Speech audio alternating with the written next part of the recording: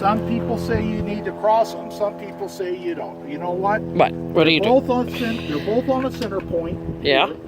Here, and it doesn't going to make a whole lot of difference because we have torsion bars. Yeah.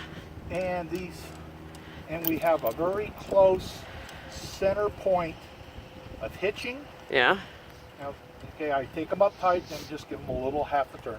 So tight and then loosen half a turn. Well, yeah, you'll know when you feel the threads. Okay. You just don't want to bottom out the threads. Oh, Because, okay. Well, you need to get it off, and now that's your emergency brake. So then this side. Uh-huh.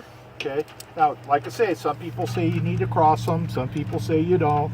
Well, you know what? If you lose a trailer, this thing's going to go ever which way you lose. Yeah.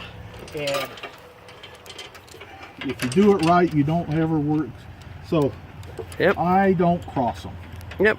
Okay. I want my chains to be free. So if I have to make a very hard turn, I never worry about my chains. If I get one chain to hang up and it happens to break a link, yeah, it's not going to break both of them because they're not tied together. Oh, I see what you're saying. Yep. They're in the because when you make a turn one way, one will get tighter and the other one gets shorter. And that way, if you wrap them together, they both become tight. Right. Okay. And so that's how I do it. I like them. I like to make sure they're the same length. I like to make sure they're. Did you do something with that emergency brake, or is that something you will do? Okay. Next. Okay.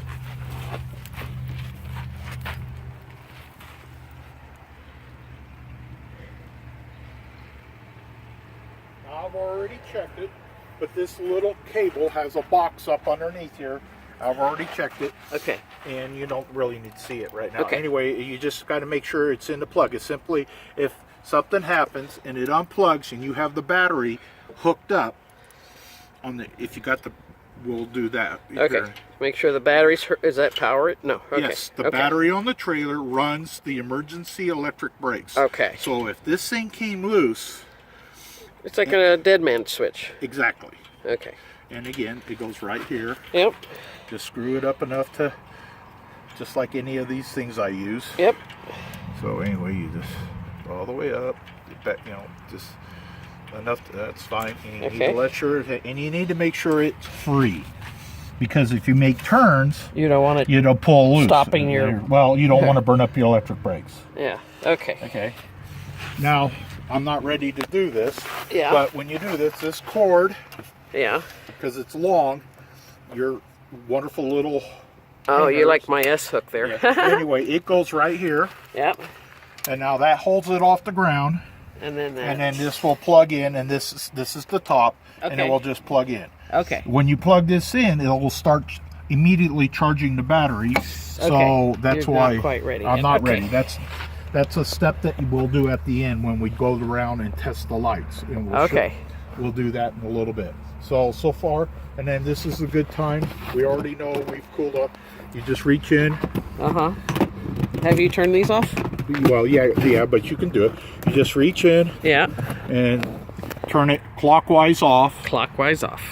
Counterclockwise on. Okay. Clockwise off. And this is a good time to check your tanks. Make sure they're off. So righty-tighty. Yeah. Okay. Well, whatever. That's how I remembered. Well.